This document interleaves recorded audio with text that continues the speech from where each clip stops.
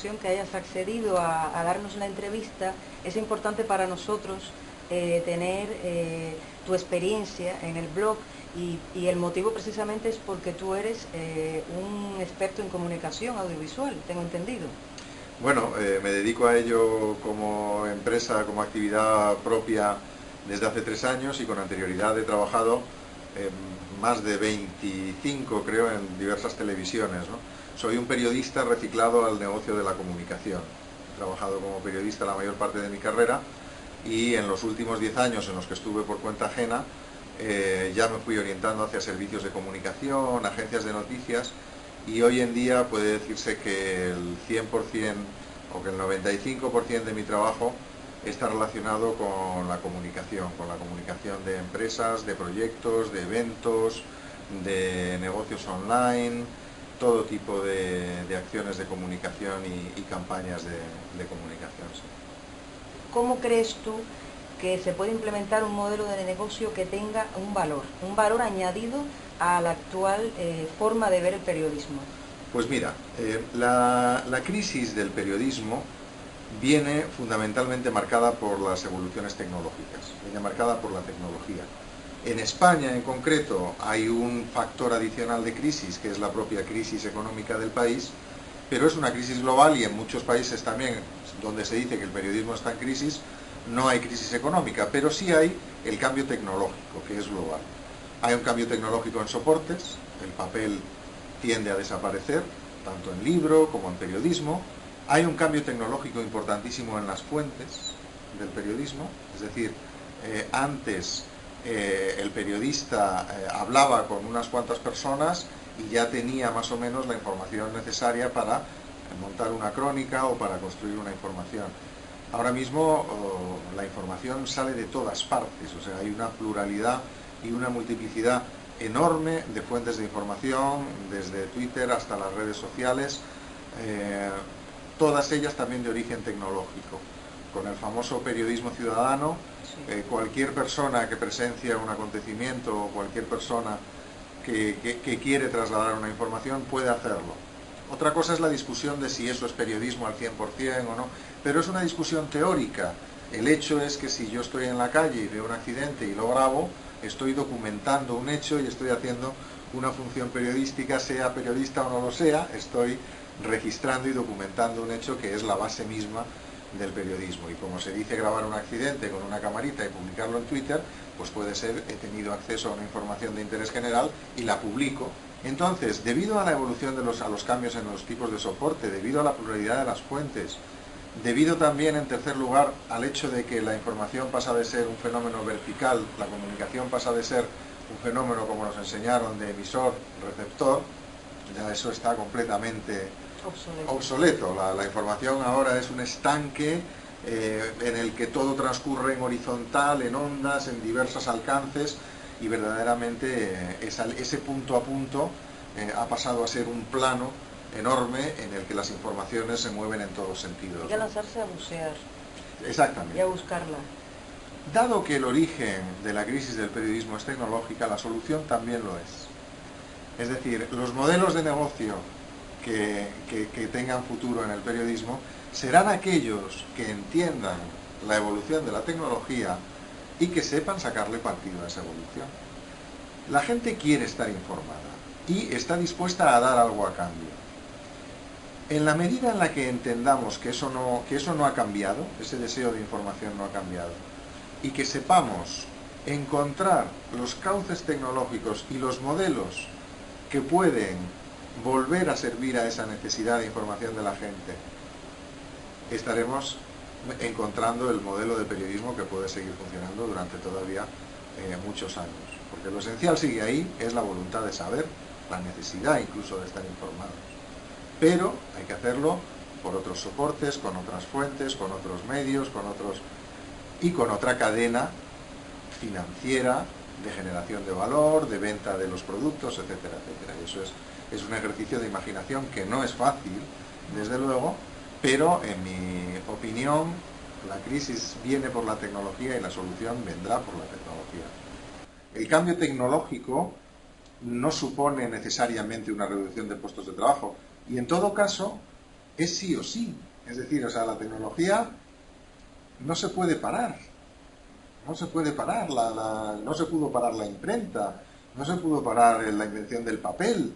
Es decir, la tecnología es la propia evolución de la sociedad, por tanto, puedes retrasar, puedes aguantar, puedes cerrar la puerta y hacer fuerza, pero tarde o temprano va a entrar en tu casa, ¿no? Todas las voces son bienvenidas y los colectivos de periodistas, las asociaciones, tienen muchísimo que decir y lo que dicen normalmente es muy sensato, ¿vale?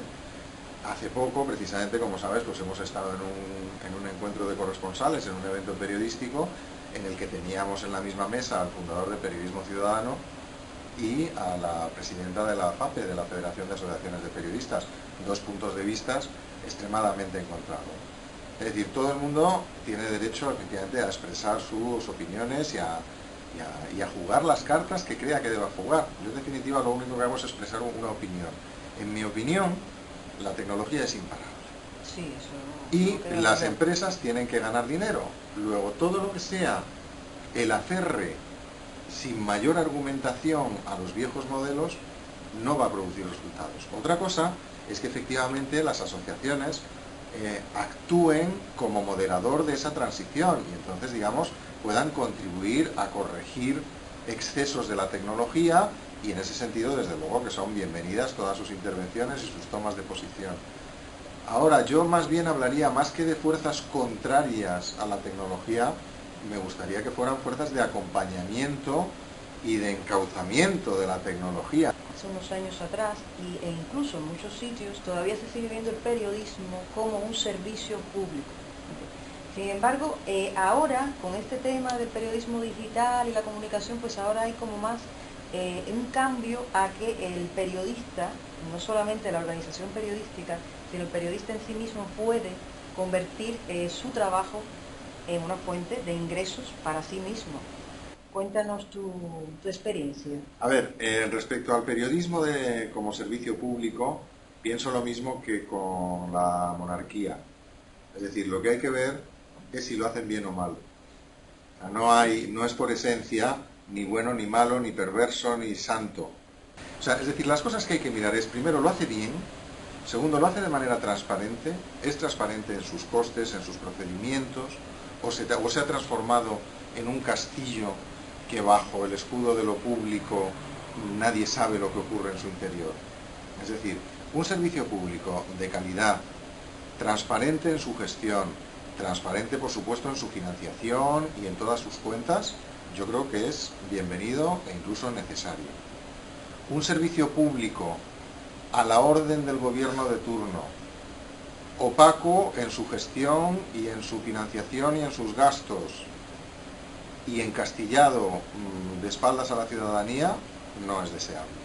Por tanto, no es servicio público sí o no, es qué tipo, cómo, con qué reglas y con qué maneras de hacer. Y respecto a la segunda parte de tu pregunta, que es el periodista que genera ingresos para sí mismo, yo creo que es también una tendencia de los tiempos.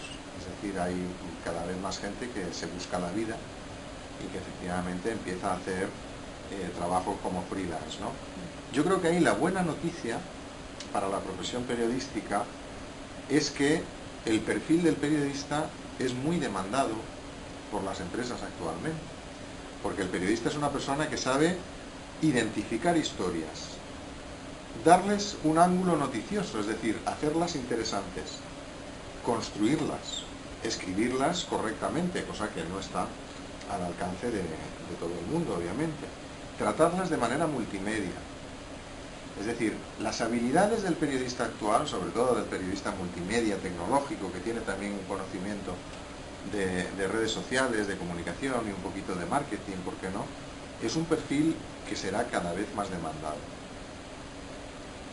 El periodismo puro, es decir, el periodismo que se financia consiguiendo que la gente te pague eso que está dispuesta a pagar a cambio de tener una información de calidad, es algo que yo creo que requiere, como decíamos al principio, esfuerzos más imaginativos, que pueden ir desde el crowdfunding hasta micropagos, todo tipo de proyectos. Ahí yo creo que debe ser también un proyecto un poco colectivo. Yo creo que un proyecto periodístico individual es muy difícil. Siempre hay algún gran blogger, pero cuando un blog se transforma en algo suficientemente grande, se transforma en empresa también, aunque sigue siendo de una persona, que es el caso de Huffington, por ejemplo. Puede empezar como un proyecto personal, pero acaba siendo porque el periodismo es, por su naturaleza, es un trabajo colectivo. Claro. Cuando haces periodismo, cuando haces buen periodismo, tiendes a querer informar de todo. Y yo en ese sentido sí animo a la gente a la que haga proyectos por cuenta propia, porque son muy satisfactorios. Lo único que tienes cuando trabajas por cuenta propia es, no tienes que mirar hacia abajo. Es como cruzar los puentes de los desfiladeros, no mirar abajo que te da mareo, te da vértigo. No mirar abajo, tú mira al frente y tal, porque si miras abajo a lo mejor te agarrotas, ¿no? Pero sí, mientras sigas andando puede que el puente tiemble, pero vas avanzando y vas cumpliendo las etapas. Pero vamos, siempre y cuando mantengas el temple es muy satisfactorio, porque lo que consigues es mérito propio, ¿no? Y al mismo tiempo tampoco tienes a nadie a quien echarle la culpa. Si las cosas van mal o si lo que sea, eres tú el único responsable. Por tanto, te enfrenta a ti mismo de una manera muy clara, muy honesta, y no valen trampas contigo mismo, claro. Eso está bien.